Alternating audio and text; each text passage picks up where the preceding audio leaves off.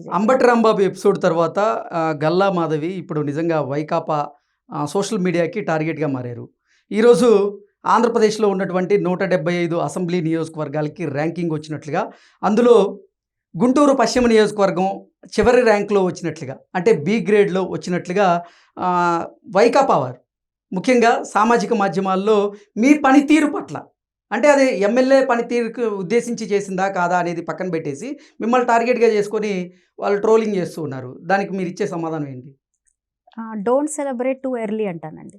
ఎందుకంటే ఈరోజు ఒక విషయం వచ్చి రాగానే అది ఏంటి, ఎందుకు అనే ఒక విశ్లేషణ లేకుండా కేవలం పలానా స్టేట్ ఇందులో చివరి స్థానంలో ఉంది అని అనగానే గబగబా దానికోసం ఎదురు చూస్తున్న వాళ్ళందరూ కూడా చివరి స్థానంలో ఉంది అని చెప్పుకుంటూ తీరా కింద చదివితే అవినీతిలో అని ఉందనుకోండి, అవినీతిలో చివరి స్థానం ఉంది అని వచ్చింది అనుకోండి, దానికి ముందే సెలబ్రేట్ చేసుకున్న వాళ్ళ పరిస్థితి ఏంటి? సో ఈ రోజు కూడా ఒక నియోజకవర్గాన్ని ఏ పారామీటర్స్తో దేనికి అంచనా వేసి ఈ యొక్క నిర్ధారణ ఇది చేశారు, ఈ ర్యాంకింగ్ అనేది ఇచ్చారు. నిజంగా ఎమ్మెల్యే తీరికే మనం ఎమ్మెల్యే పనితీరుకే ఈ ర్యాంకింగ్లు ఇచ్చుంటే కలెక్టర్ల సమావేశంలో చెప్పాల్సిన పని ఏంటి? కలెక్టర్లు ఎందుకు ఉన్నారు అక్కడంతా? అధికారులు ఎందుకు ఉన్నారు? మీరు చెప్పండి, ఏ ప్రాతిపదికన అసలు ఆంధ్రప్రదేశ్లో ఉన్నటువంటి 175 నియోజకవర్గాలకి ర్యాంకింగ్ ఇవ్వడం జరిగిందంటే ఏం చెప్తారు? ఈరోజు 125 అంశాలని వాళ్ళు ప్రామాణికంగా తీసుకోవడం జరిగింది. అందులో దగ్గర ఒక 70 అంశాలని పరిణతిలోకి తీసుకోవడం జరిగింది. అందులో ప్రధానంగా ఉండేవి agriculture, industries, service sector, investments, ఇలాంటి ప్రధాన అంశాలుగా తీసుకొని దానికి రిలేటెడ్ అంశాలన్నీ కూడా కలుపుకొని ఓవరాల్గా ఒక 70 అంశాలు 77 అంశాల్లో వాళ్ళు దీన్ని తీసుకోవడం జరిగింది ప్రామాణికంగా.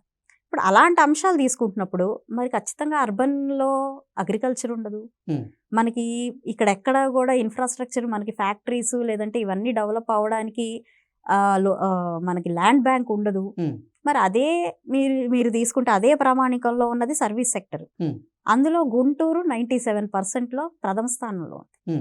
సో ఇది ఓవరాల్గా వాళ్ళు క్యాలిక్యులేట్ చేసిన తర్వాత, అందుకే మీరు గౌరవ చంద్రబాబు నాయుడు గారి మాటలు మీరు వినొచ్చు ఇప్పుడు కూడా, you can see in the social media. ఇది ఏ బేస్లో తీసుకుంటున్నారు? ఇది హోలిస్టిక్గా మీరు తీసుకోలేదు. హోలిస్టిక్గా తీసుకోకుండా ర్యాంకింగ్ ఇవ్వడం అనేది ఇట్స్ ఎ రాంగ్ మెసేజ్ వెళ్తుంది. ఈ డేటా అనేది ఇలా కలెక్ట్ చేయడము, ఇలాగ ప్రొపగేట్ చేయడము తప్పు, కరెక్ట్ కాదు అని చెప్పి వెంటనే ఆయన అక్కడ చెప్పడం జరిగింది.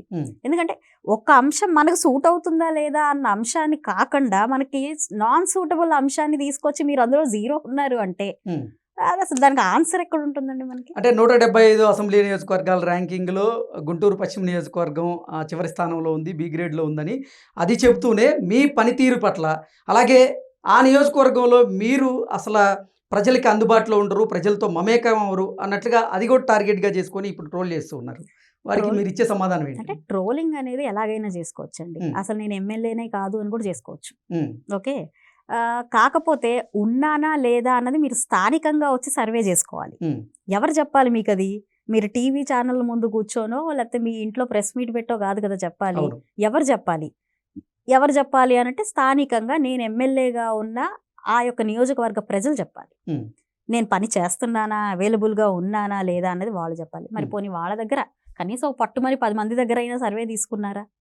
ఉన్నానో లేదో తెలియడానికి లేదు. మీరు మీడియా ముందు నుంచొని ఏదో అంబటి రాంబాబు గారి ఇష్యూ జరిగింది కాబట్టి దాన్ని సబ్సైడ్ చేయడానికో, దాన్ని అడ్వాంటేజ్ తీసుకుంటూ నా మీద మళ్ళీ బురద చల్లడానికో వాడుకుంటున్న అంశంలాగా ఇది కనపడుతుంది తప్ప, ఎక్కడో జరిగిన కలెక్టర్ సమావేశంలో ఓవరాల్గా నియోజకవర్గంలో పెట్టుబడుల విషయంలో, అగ్రికల్చర్ విషయంలో, ఇండస్ట్రీస్ విషయంలో తీసుకున్న ప్రామాణికాలు బేస్ చేసుకొని పశ్చిమ నియోజకవర్గం కిందుంది అన్న అభిప్రాయం లేదంటే కిందుంది అన్న సమాచారం అధికారులు ఇచ్చిన దానికి ఇక్కడ నా పనితీరుకి ఏ రకమైన సంబంధం అన్నది నాకు అర్థం కావట్లేదు. ఇందాక చెప్పాను నేను, పలానా స్టేట్ దాంట్లో కింద స్థాయిలో ఉంది అనగానే సెలబ్రేట్ చేసుకుంటున్నట్టు అది అవినీతిలో కింద స్థాయిలో ఉంది అంటే అది మంచి విషయం కదా.